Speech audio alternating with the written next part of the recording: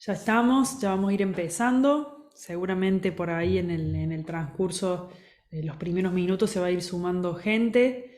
Pero bueno, les agradezco mucho a los que ya están, a los que están puntuales ahí. Y les doy de nuevo la bienvenida a este nuevo encuentro de formación, de talleres que estamos dando de educación emocional. La verdad es que la idea surgió, ya se los he contado, pero me gusta reforzarlo.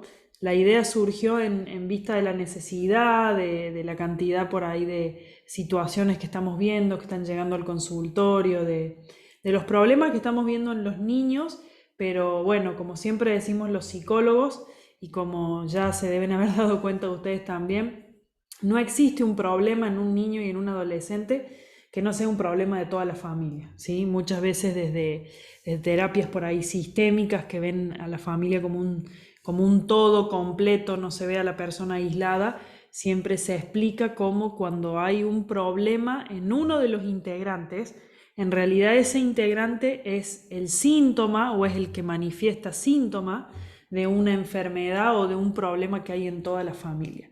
Y bueno, sin ahondar mucho en eso, que sería un gran tema para profundizar, pero esa es realmente lo que vemos constantemente.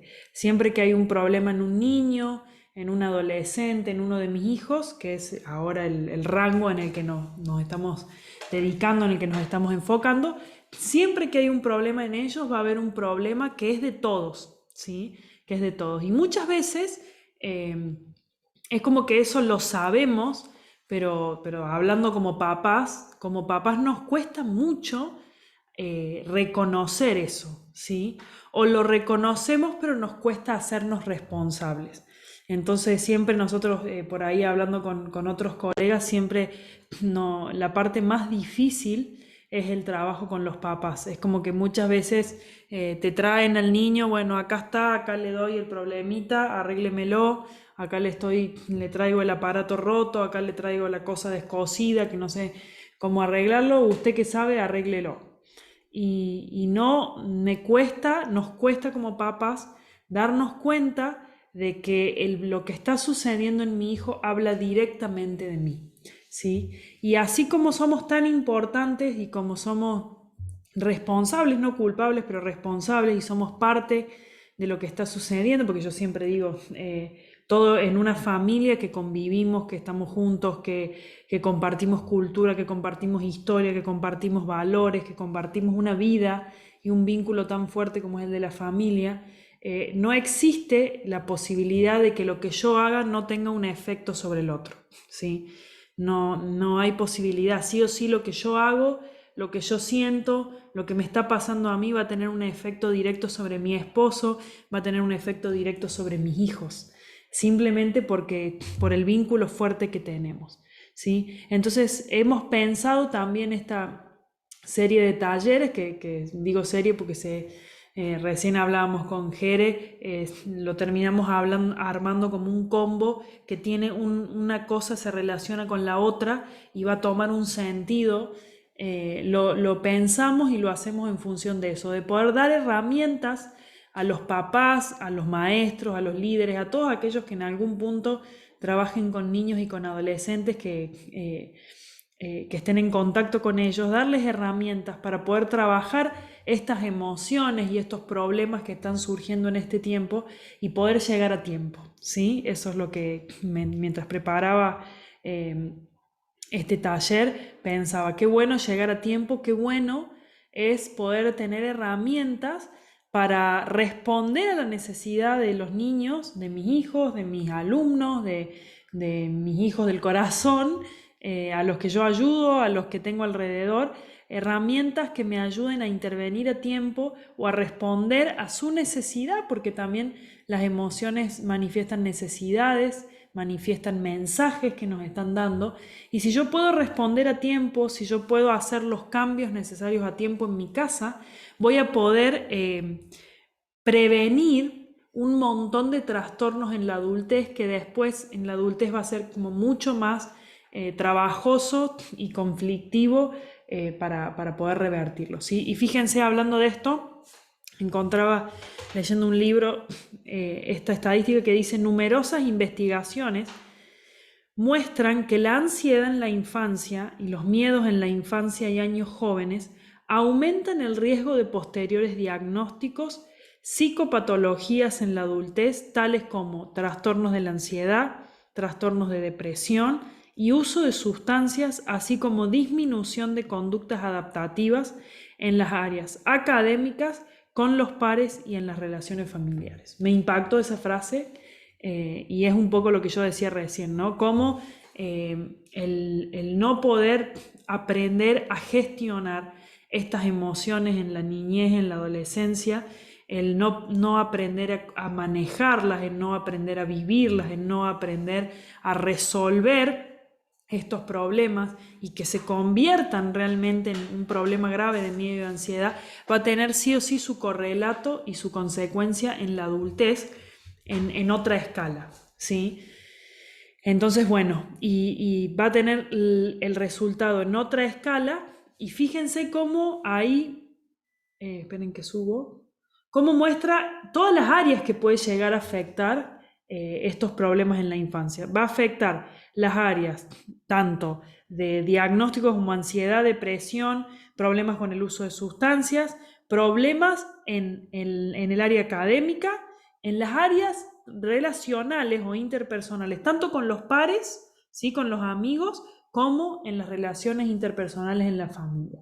Entonces, siempre que hay un problema emocional, va a terminar teniendo consecuencias en todas esas áreas, ¿sí? Y dicho al revés también, una emoción, cuando algo empieza a hacer ruido, diríamos figurativamente, cuando algo yo veo que no va bien, yo lo voy a ver porque va a empezar a molestar en varias áreas, ¿sí? Bueno, voy a por ahí ir retomando en algunos puntos para los nuevos y para que vayamos entendiendo algunas cosas que hemos hablado en otros talleres, pero que son la base para poder entender, ¿sí? Y una de las cosas que hablábamos en uno de los primeros talleres es cómo una emoción se vuelve, una conducta se vuelve disfuncional o tengo que prestar atención en un niño cuando yo veo que la emoción se está volviendo en una intensidad, está alcanzando una intensidad que empieza a generar una disfuncionalidad, o sea, que empieza a generar un obstáculo en alguna de las áreas. ¿Mm? O me están llamando mucho del colegio porque el nene molesta mucho, o los amigos se quejan mucho de él, o no, o él mismo se queja de que no puede hacer amigos, de que no lo integran, de que se burlan, de que le da miedo cierta cosa, o ya tiene una edad en donde se esperaría que duerma toda la noche en su cama, de corrido, y se despierta demasiadas veces a la noche, y tiene, no sé, 8 9 años, 10 años, y no logra dormir en su cama y todavía tengo la cama de él adentro de mi pieza y duerme al lado mío porque no se anima. Cuando ya esas cosas empiezan a suceder y se empieza a ver obstaculizado lo que se esperaría, ¿sí? Dentro de los parámetros cotidianos y normales, más o menos de lo que conocemos, y rompe esos obstáculos y rompe ese desarrollo del niño, es cuando ahí tenemos que prestar atención, ¿sí? Esa es la señal de alarma. Así que bueno, hemos creado todos estos talleres y ustedes van a ir viendo que los hemos diseñado de tal manera de ir tocando emociones específicas y cómo dar y cómo adquirir herramientas para esa emoción específica, ¿sí? Y el primer paso, que también acá voy a retomar algo que dimos en el taller de inteligencia emocional, pero vamos a profundizarlo porque nos vamos a enfocar en eso. Ustedes fíjense que cuando hablamos de inteligencia emocional pusimos la base, ¿sí? Sobre cómo desarrollar esta habilidad de la inteligencia emocional en los niños, ¿sí? Pero ahora vamos a ir viendo una por una. Entonces, cosas que por ahí nombramos, ahora nos vamos a meter más profundo, ¿sí? Entonces, en este taller, lo que vamos a hablar hoy va a ser acerca del miedo en los niños. El miedo, la emoción del miedo, es como un pariente cercano, diríamos, de la ansiedad, pero no es exactamente lo mismo. Muchas veces ustedes van a escuchar que la pueden en algunos momentos algunas personas usar como sinónimos, pero no son exactamente lo mismo si vamos a hilar fino, ¿sí? Por eso en el primer taller que dimos hicimos foco en la ansiedad, pero hicimos foco más bien en los trastornos de ansiedad. Hicimos como un paneo general de las cosas que hoy están generando ansiedad, de los trastornos más comunes de ansiedad en la infancia y en la adolescencia, y bueno, y herramientas para trabajarlo. Pero hoy vamos a hacer foco puntualmente en el miedo, vamos a profundizar en de qué se trata el miedo. ¿Por qué vamos a profundizar en eso?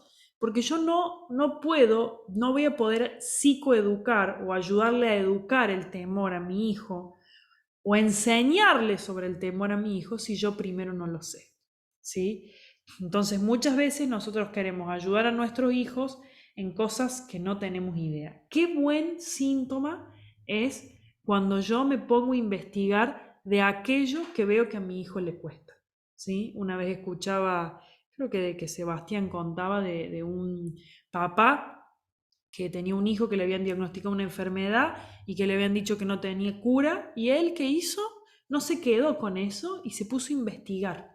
Investigó y el doctor Sebastián contaba que el papá se volvió un experto del tema y que gracias a todo lo que investigó y lo que se metió en el tema, fruto del amor por su hijo, terminó ayudándole no sé si se recuperó totalmente, no me acuerdo, pero que avanzó muchísimo y progresó muchísimo en su problema. Entonces, si estás acá es porque tenés el interés de ayudar a los niños que tenés a tu alrededor y eso es muy bueno. Y el primer paso es que podamos nosotros aprender sobre educación emocional, sobre de qué estamos hablando cuando hablamos del miedo. ¿Mm?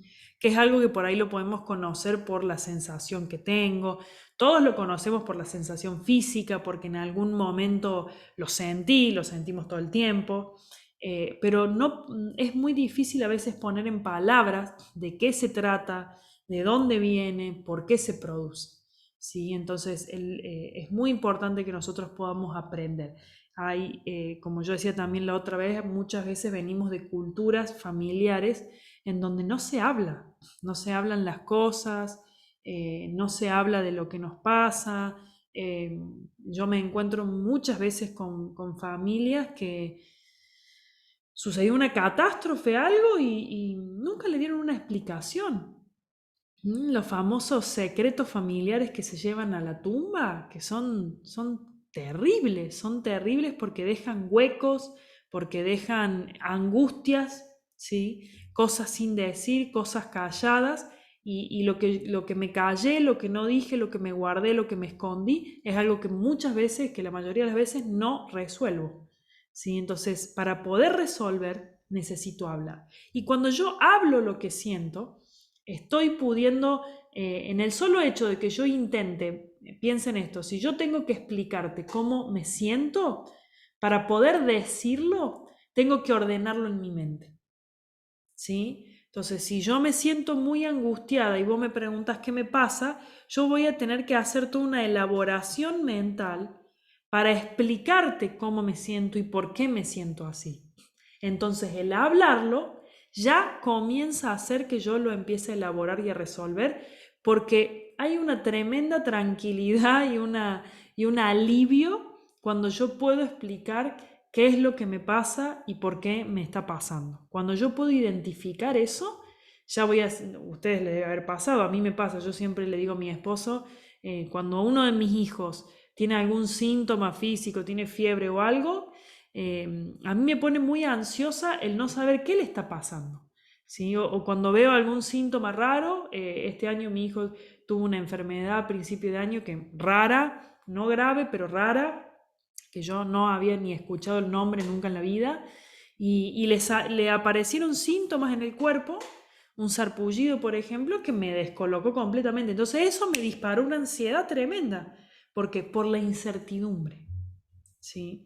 Entonces ya cuando alguien vino y me dio una explicación y me dijo, mira, se llama así, estos síntomas son de eso, esta enfermedad produce esto que vos ves, esto que le está pasando es por este virus, ¿sí? y en tantos días se va a terminar y vos vas a ver que va a pasar esto y va a pasar lo otro, no va a pasar esto, no va a pasar lo otro. Ah, uno siente esa tranquilidad. Bueno, a los niños y a los adolescentes les pasa lo mismo. El solo hecho de que yo pueda decirle, mira, lo que a vos te está pasando es que estás sintiendo miedo. Y el miedo viene porque estás pensando en algo. ¿En qué estás pensando? El miedo viene porque estás pensando en algo malo que puede suceder. ¿Qué es lo tan malo que puede suceder que hace que se te despierte ese miedo? Entonces yo ya ahí le voy tirando pistas. Le voy tirando pistas para que él mismo entienda, entonces lo que yo estoy sintiendo, claro, es miedo. Y el miedo viene por pensar que algo malo va a pasar. ¿Qué es lo que estoy pensando? ¿Qué es lo que va a pasar? Estoy pensando que, como me decía mi hija, que le tiene miedo a las tormentas. Y no, tengo miedo de que entre agua por la ventana. O que caiga un rayo adentro de mi pieza, ¿sí? ¿Y qué te da miedo de que entre agua por y que se me mojen todas las cosas? Me decía ella. O de que me lastime un rayo, ¿sí? Entonces, eso ordena su pensamiento y le da la posibilidad de poner en palabras esa sensación que hasta acá era confusa, era inentendible y era difícil de comprender. ¿Sí? Esto mismo que le pasa a los niños, le pasa por ahí en otra escala a los adolescentes. ¿Sí? Los adolescentes están en una etapa ya al final, más o menos al final, quiero hablar un poquito específicamente de los adolescentes, pero los adolescentes están en una etapa muy particular de sus vidas, los papás de adolescentes ya se deben haber dado cuenta, una etapa conflictiva, que están conflictuados con ellos mismos, con el mundo, con todo, que hay momentos en donde ni ellos mismos se entienden, ¿sí? Entonces también ayudarles a ordenar lo que les pasa, prestándole nosotros nuestras palabras para lo que les pasa a ellos, también va a ser de gran alivio. Entonces, bueno, así como ya venía diciendo, ¿qué es el miedo y para qué sirve esta emoción? Vamos a ver eso y es importante empezar entendiendo que el temor es una emoción que tiene una función adaptativa, ¿sí? Recordemos que las emociones no son buenas ni malas. No hay emociones buenas y emociones malas. Hay emociones que podemos decir placenteras y displacenteras, ¿sí? O perturbadoras, como decimos a veces. ¿Por qué? Porque no me gusta, porque no siento placer en ese momento, ¿sí? Siento displacer, siento angustia. El temor es esta emoción displacentera, pero que tiene una función adaptativa, ¿sí? Tiene una función, tiene la función de prepararme para una situación. Tiene la función de que yo me prepare y me defienda para algo que va a ocurrir o para algo que en este momento es peligroso para mí. Entonces, cuando hay un miedo real, mejor dicho, cuando hay una situación real de peligro, que se active el miedo, es muy bueno, ¿sí? De hecho, fíjense que cuando hay patologías mentales o cuando hay problemas en donde no hay un registro de peligro, justamente pone en riesgo la vida de la persona, ¿sí? Entonces vuelvo a decir, el miedo no es malo, es una emoción que me ayuda a prepararme frente al peligro. El problema o lo que tenemos que ver es si ese peligro que se está valorando, qué tan real es ese peligro y qué tan probable es y qué tan grande es ese peligro como para activar un miedo grande o qué tipo de miedo tiene que activar. Entonces el miedo tiene que ayudarme a enfrentar la situación. El miedo tiene que activar en mí, en el niño, en el adolescente, mecanismos para defenderme, ¿sí? Entonces, si yo veo un animal que realmente, qué sé yo, voy al zoológico y hay un león, y el miedo que me genera ese león va a hacer que yo no me acerque mucho, que me mantenga la distancia suficiente, ¿sí? Entonces el miedo me cuida. El miedo me cuida, incluso el miedo a qué sé yo, a a pasar ciertas vergüenzas en un cierto sentido, también está bien porque hace que me cuide a mí mismo. A un niño que tiene ese temor hace que se cuide a sí mismo, que se cuide del sufrimiento, hace que nos cuidemos del dolor, que nos cuidemos del peligro, y en un sentido adaptativo, ¿sí? O sea, sin interrumpir el desarrollo, está perfecto. Ahora, muchas veces ya saben que comparte muchas reacciones físicas como la ansiedad, como es la transpiración, el que se me acelere el corazón. ¿Vieron cuando alguno de nuestros hijos está, que lo vemos que está a punto de caerse y se nos sale el corazón del susto? Porque nos da ese miedo, ese impacto, pero que nos ayuda a reaccionar. Ese es el mejor ejemplo del miedo adaptativo, ¿no? Cuando yo lo veo a mi hijo en una situación que puede ser peligrosa y el miedo me hace reaccionar.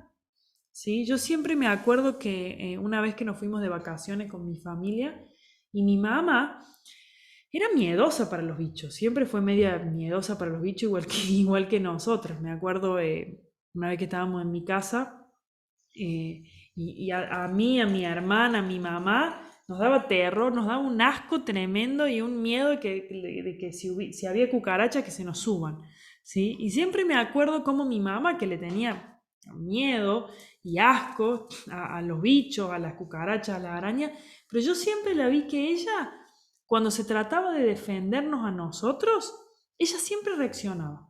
Si estaba sola, pero se ponía a gritar, llamaba a alguien.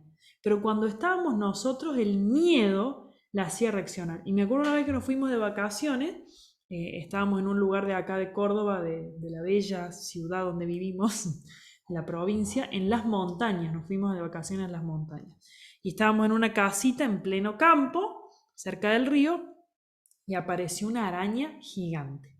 ¿Sí? Y nosotros los que vivimos acá en Córdoba y medio en el campo y vemos las arañas, sabemos que hay arañas que realmente pueden ser peligrosas, pueden ser venenosas. Y me acuerdo que justo mi papá había salido a comprar y estaba solo ella y nosotros. Y nosotros sabíamos que a ella le daba miedo las arañas, pero como estaba solo ella y nosotras, fue instantánea la reacción de pisarla. Y era una araña re grande, impresionante, y su reacción fue pisarla. ¿Sí? Ahí está el miedo adaptativo, el que me lleva a defenderme. Me lleva a defenderme, me lleva a defender a los míos, me lleva a protegernos, me lleva, como en los orígenes, a la supervivencia. ¿Sí? Ese es el miedo, entonces el miedo es bueno. Ahora, a nivel conductual, ¿sí? Cuando digo a nivel conductual me refiero a qué es lo que nos impulsa a hacer el miedo.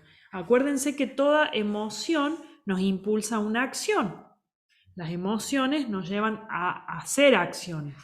Entonces, el miedo nos lleva siempre o a descontrolarnos para defendernos o a tener una reacción de defensa o a inhibirnos, ¿sí? O a la evitación, que es el gran problema del miedo, como digo yo, en un sentido adaptativo, cuando yo lo que evito es algo que me puede perjudicar físicamente, es algo que realmente puede tener un daño importante en mí, está bien. Pero ¿qué problema es cuando yo evito cosas que necesito atravesar para poder avanzar hacia mis objetivos? ¿Sí? El ejemplo por excelencia que le pasa a muchos adolescentes y jóvenes es el miedo a fracasar, el temor al fracaso. Entonces, quiero avanzar en mi carrera, pero tengo tanto miedo que me vaya mal en un examen que evito rendir. ¿Mm? Y a veces esa evitación, ustedes no se van a encontrar con que te van a decir, ay, no, no voy a ir a rendir, no, no, no, no puedo rendir, no, no, como que no se manifiesta tan literalmente, sino que se manifiesta en que, ay, no, no me voy a presentar porque no, no llego, ¿sí? No, no me voy a presentar porque mejor voy a esperar a otra fecha, voy a estar mejor preparado. Ay, me quedé dormido. Excusas que hacen que el joven, el adolescente, no reconozca que lo que está haciendo es evitar. ¿Sí? Lo mismo pasa, por ejemplo, la evitación ustedes lo van a ver, lo pueden pensar para ustedes, para sus hijos, para sus jóvenes, adolescentes, eh, cualquier área que dé temor. Yo veo muchas veces en los jóvenes de hoy el temor al compromiso, ¿sí? El temor a avanzar en una relación, el temor a que no me vaya bien, el temor a que me hieran, a que me dañen y que hace que no tomen compromiso en sus relaciones. Yo he atendido jóvenes que venían por eso, porque tenían terror y un temor inhabilitante, invalidante, a poder comprometerse en una relación. Y viste, es como, a mí me pasaba como ver la novela, vos decir, ay, pero en el fondo estaba re seguro o segura de que quería a ese chico y ese chico la quería, pero el temor hacía que no puedan avanzar en la relación, que no pueda avanzar en un objetivo, ¿sí? Entonces ahí es cuando la evitación se vuelve un problema, ¿sí? Cuando me pone, no me permite avanzar. Entonces es muy importante definir los objetivos. Es muy importante definir los objetivos, tanto míos como persona, y también con los niños. Y más que objetivos me refiero a las expectativas, ¿sí? ¿Qué expectativas voy a tener yo de mi hijo?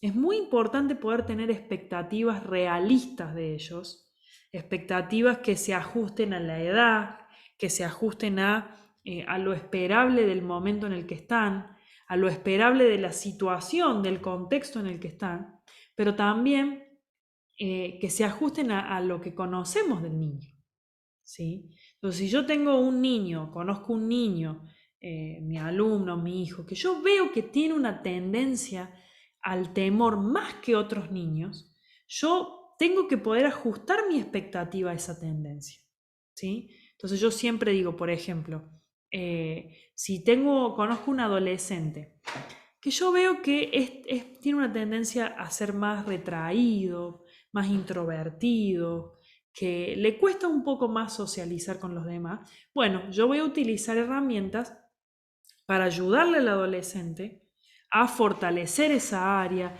para darle herramientas para mejorar esa área, pero yo no puedo tener la expectativa de que tenga 1 millón de amigos, ¿sí? No puedo tener la expectativa de que sea el alma de la fiesta, diríamos en Argentina, que sea el amigo de todo el curso. No, quizás mi expectativa para ese joven, para ese adolescente, sea que tenga 2, 3 amigos con quien se relacione, una persona con un amigo con quien se relacione y que con el resto por lo menos logre entablar conversaciones conforme a lo que se necesita. O sea, que si de repente se necesita armar grupos de trabajo en el aula, bueno, que él pueda hacer con miedo a cuestas, logre funcionar en esos grupos de trabajo, ¿sí? Pero no puedo, no, como yo siempre digo, no es la expectativa transformar completamente el niño, porque ya tiene una forma de ser, que en realidad se está formando,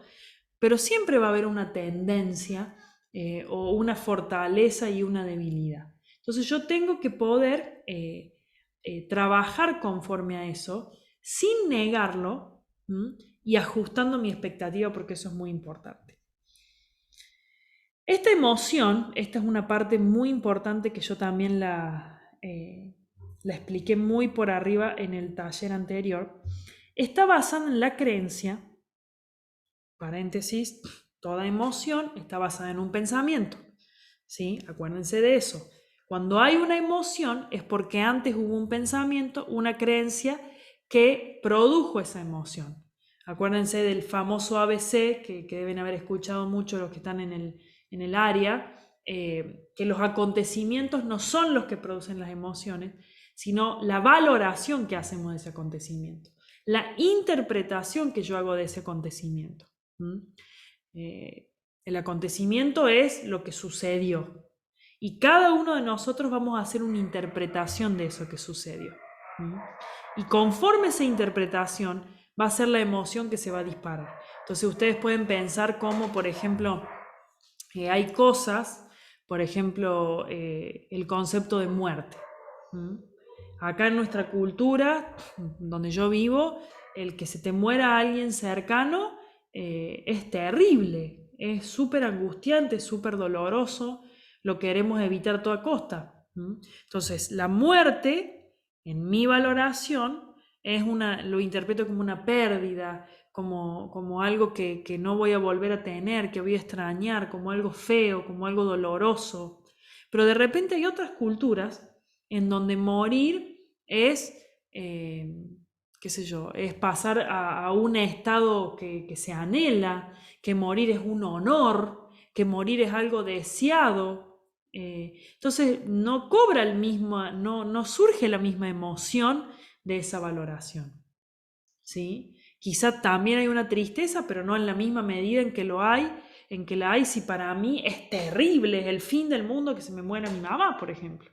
¿Sí? Entonces, conforme a lo que yo interpreto, va a ser la emoción que voy a tener. Entonces, ¿cuál es la creencia que hay detrás del temor? La creencia detrás del temor es de que algo malo va a pasar y yo no soy capaz de soportarlo. ¿Sí?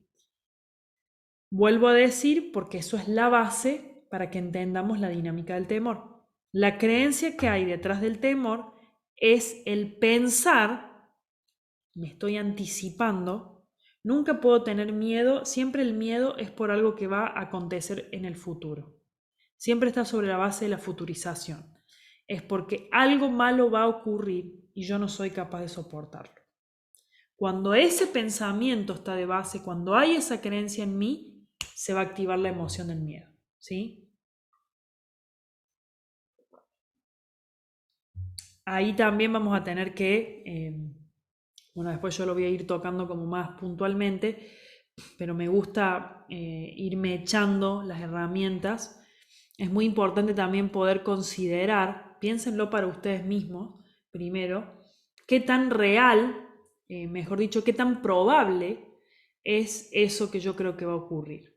¿Sí? Entonces, por ejemplo, si yo tengo a un pariente internado con una enfermedad terminal en terapia intensiva, creo que este ejemplo lo daba antes, y yo tengo miedo de que se muera, bueno, como que pega, ¿no? Diríamos en Argentina. Y corresponde, sí, se corresponde esa creencia porque la probabilidad de que suceda es alta. Los médicos me están diciendo que le quedan 48 horas de vida, por ejemplo.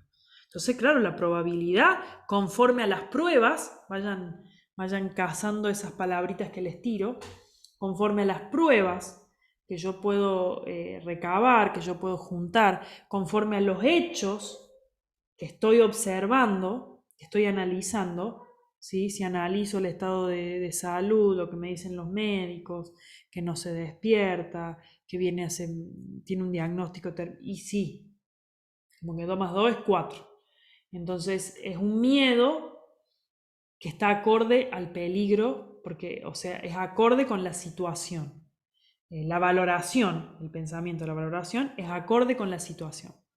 Pero de repente me apareció un lunar en el dedo, y yo ya me estoy velando porque me voy a morir. Bueno, como que hay una gran distancia entre mi valoración y lo que realmente puede suceder. O sea, todavía no sé qué es, pueden ser un montón de cosas, es una conclusión que saqué sin juntar pruebas, no fui al médico, no me hice análisis, no pregunté, nada. Saqué una conclusión aislada y ya estoy tremendamente asustado porque me voy a morir, porque es un lunar rojo y porque la abuela de mi vecina de al lado, de la vecina de mi hermana, le salió un lunar rojo y al otro día se desmayó y se que cayó muerta seca. ¿Vieron que siempre hay alguien que tiene para contarte ese caso inhóspito de uno en un millón?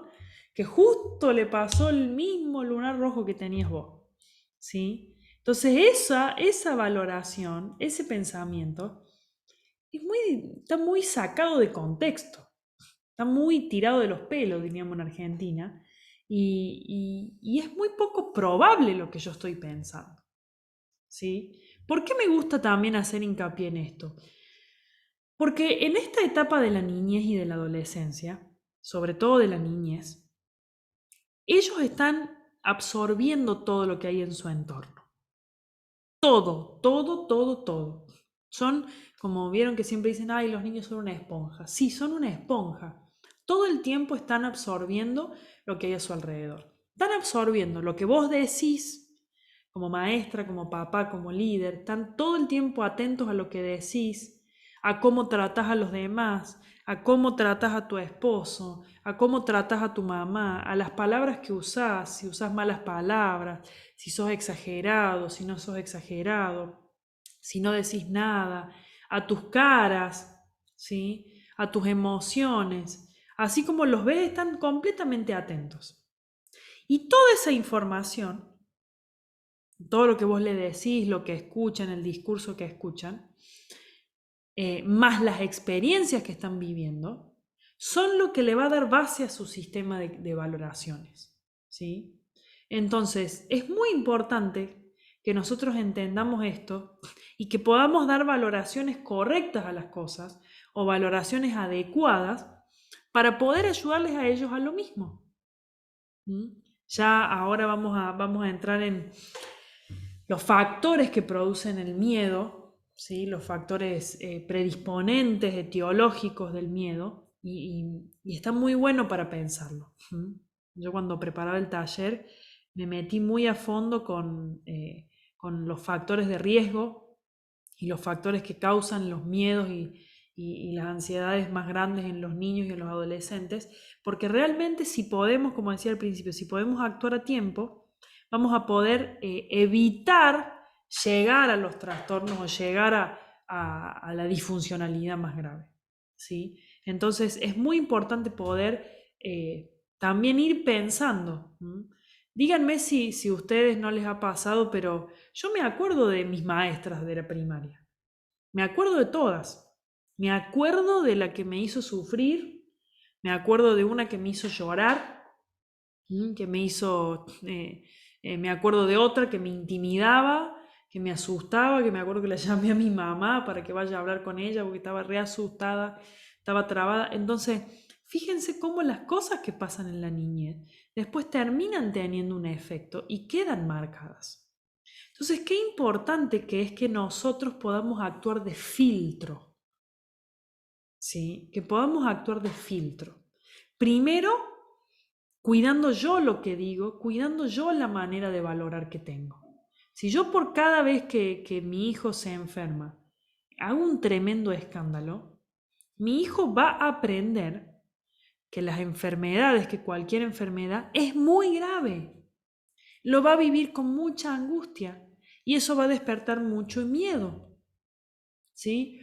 O si yo le enseño, me pongo súper exigente con las notas y le enseño que sacarse una mala nota es terrible, es pésimo, habla súper mal de vos, él lo va a vivir con mucha catástrofe. Y eso va a activar el miedo. La catástrofe, el pensamiento catastrófico, va a activar el miedo, ¿sí? Si me ven a mí con conductas evitativas, ¿sí? Si me ven que, no sé, siempre le pido a otro que haga determinada cosa por mí porque no me animo, ellos van a aprender a evitar. Entonces, muchas de las conductas evitativas y de las conductas temerosas en los niños y los adolescentes son conductas aprendidas. ¿Sí? ¿Aprendidas de quiénes? De nosotros. De los papás, de las personas que conviven conmigo, de mis cuidadores, de mis abuelos. ¿Sí? Por eso es tan importante que podamos reconocer en nosotros todas estas cosas y primero las trabajemos en nosotros. Bueno, decíamos que algo malo va a ocurrir y yo no soy capaz de soportarlo. Hay una valoración de peligro, de un peligro actual o potencial. Tiene un carácter más real y actual que la ansiedad, aunque en el caso de los niños muchas veces no distinguen realidad de fantasía. Entonces el temor puede ser de diferentes objetos, o sea, a lo que voy es, en el caso de los niños los temores pueden ser reales, de objetos reales o de objetos fantasiados, ¿sí? De lo que se imaginan, del cuco, del fantasma, de, no sé, de cosas que puedan crear en su imaginación. Ahora, espero se entendió hasta ahí. Cualquier cosa me van avisando. Pueden ir escribiendo que acá mi secretario me va a avisar. Pero quiero que hablemos un poquito de los factores de riesgo y de mantenimiento de los temores infantiles. ¿Sí? Vamos a hablar de los factores de riesgo y de mantenimiento de los temores infantiles. Les doy ahí tiempo para que anoten. Aunque todo esto se lo vamos a mandar por escrito también.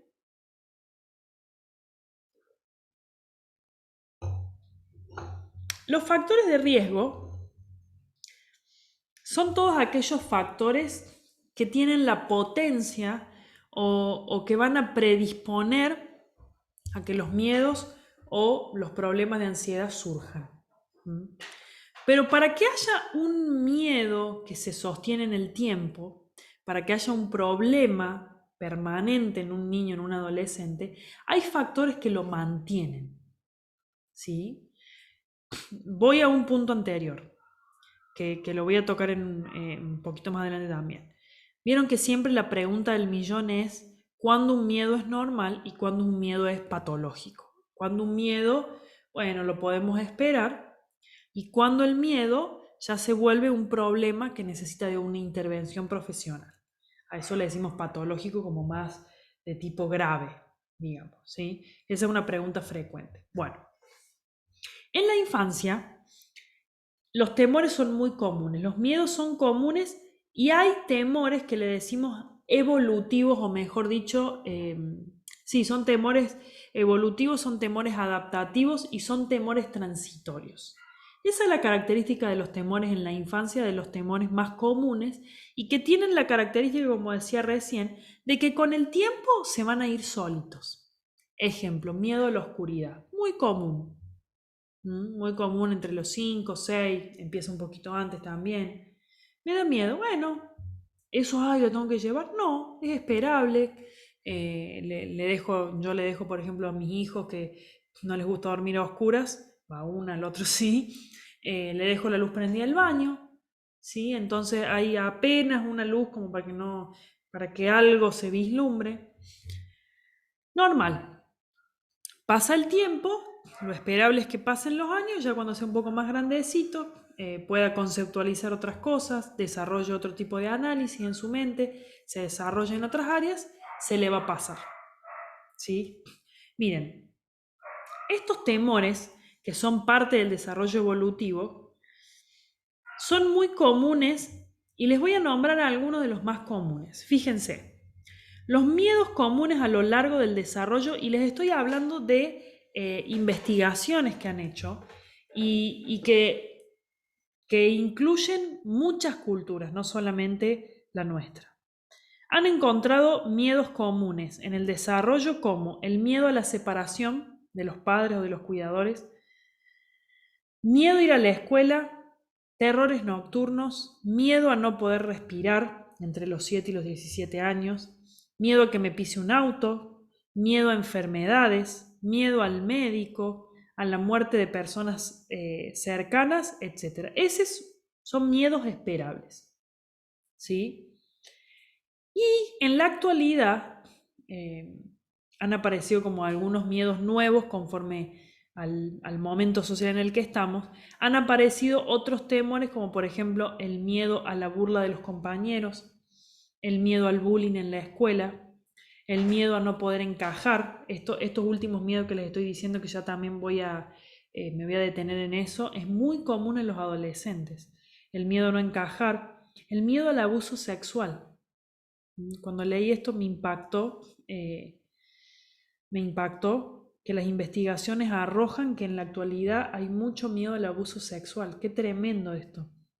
Miedo a las enfermedades específicas, ¿sí? Niños y adolescentes que tienen miedo con enfermedades puntuales. Miedo a ser secuestrado. Miedo a los mensajes cibernéticos de terror, entre otros, ¿sí? También el temor cibernético, ¿no? El miedo a que me escrachen, el miedo a, me acuerdo como hace un tiempo había salido no me acuerdo cómo se llamaba, un juego de terror que los tenía súper asustados a los niños. ¿Sí? Qué atentos que tenemos que estar con esas cosas. Entonces, todos esos miedos son normales y digamos, en un desarrollo normal y esperable de un niño o un adolescente, solito con el tiempo, simplemente acompañándolos en la cotidianeidad de la vida, se van a ir resolviendo solos porque son parte del desarrollo evolutivo. ¿Sí? Ahora, ¿cuándo el miedo es patológico? Cuando inhabilita al niño o adolescente, obstaculizando el desarrollo de sus objetivos o rutina. ¿Sí? Cuando se vuelve irracional e inapropiado y como resultado se aprende un patrón de evitación. ¿Mm? Los temores son disfuncionales cuando se vuelven invalidantes, es decir, ahí voy de nuevo, interfieren en el funcionamiento normal en diversas áreas de la vida cotidiana.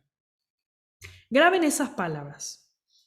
El miedo se vuelve un problema grave, el cual va a necesitar de intervención, cuando inhabilita al niño o al adolescente y se transforma en un obstáculo para el desarrollo de su rutina y se vuelve irracional e inapropiado, o sea, cuando no se ajusta a lo que está sucediendo realmente. Y como resultado se aprende a evitar eso temido. Yo siempre le digo a los niños y a los adolescentes, lo que tenemos que aprender es que si lo que está pasando es así, mi miedo tiene que ser así.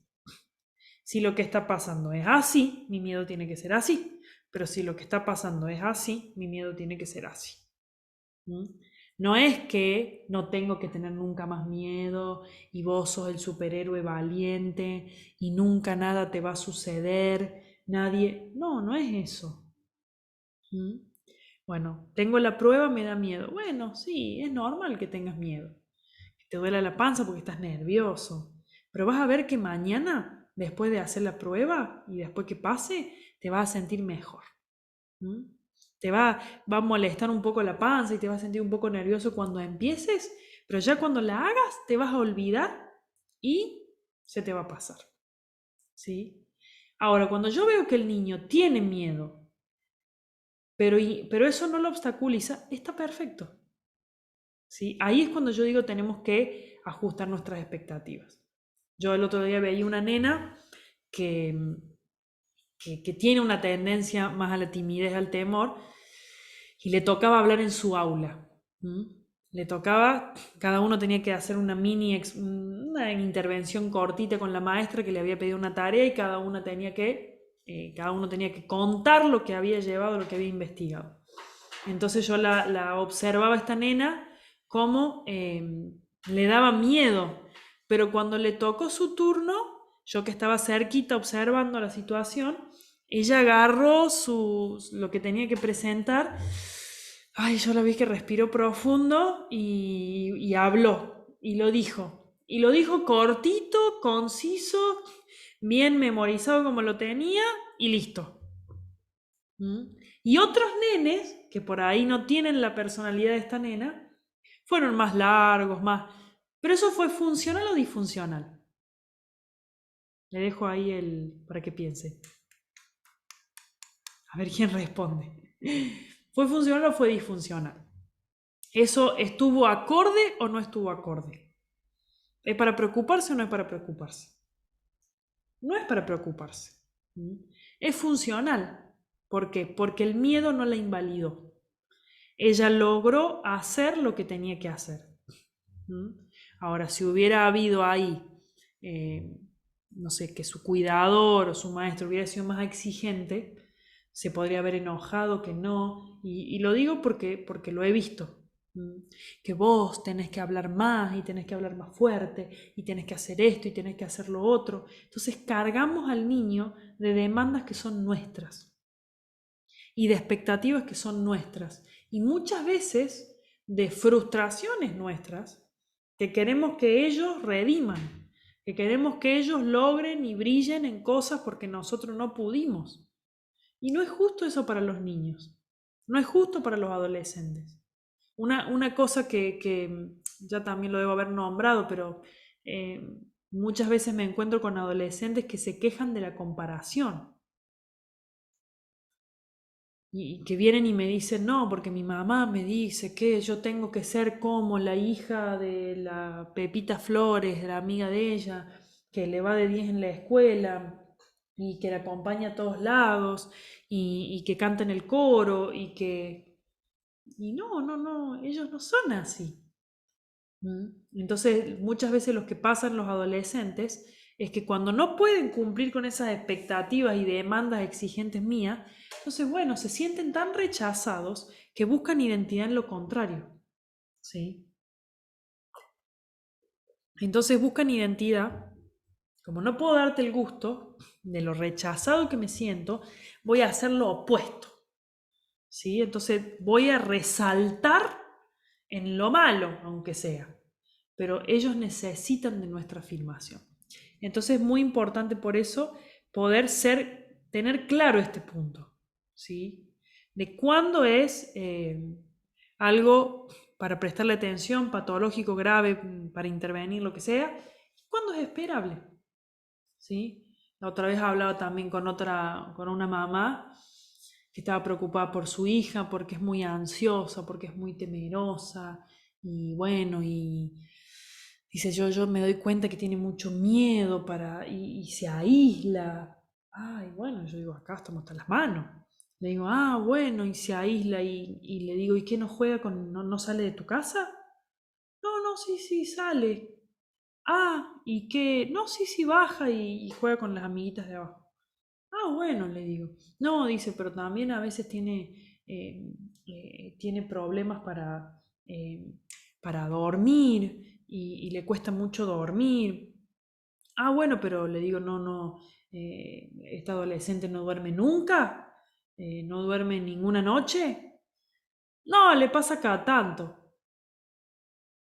Ah, bueno. Y así, ¿no? Le preguntaba sobre esta adolescente, en este caso una adolescente, le fui haciendo preguntas y resulta que lo que para la mamá era gravísimo, cuando nos poníamos a ver objetivamente, no era tan grave. ¿Mm? ¿Por qué? Porque no obstaculizaba ninguno de sus objetivos. La adolescente lograba relacionarse, la adolescente lograba dormir, no tenía un insomnio crónico. Entonces muchas veces el problema es más nuestro que de ellos, ¿sí? Y somos nosotros los que le transmitimos la ansiedad o el temor a ellos. Somos nosotros los que tenemos miedo sobre ellos. Por eso es tan importante poder tener herramientas también nosotros, y por eso estoy hablando de esto, para poder evaluar correctamente, para poder nosotros hacer valoraciones correctas del temor. ¿Sí? Entonces, pensar esto es invalidante, esto lo está obstaculizando, esto lo paraliza, esto que está evitando, ¿lo evita todo el tiempo? ¿O cuando yo le pego ahí un poquito un empujoncito, lo logra hacer? ¿Es irracional? ¿Es un temor ya que es ilógico? ¿Un temor a una cosa que es demasiado pequeña? ¿Mm? Pensemos cómo manejamos nosotros esta emoción, porque es la información que le estamos transmitiendo, es la información que le estamos dando de base para que ellos después valoren, interpreten las cosas que le van pasando. Bueno, vamos a hacer un corte de 5 minutitos y ya retomamos con la segunda parte.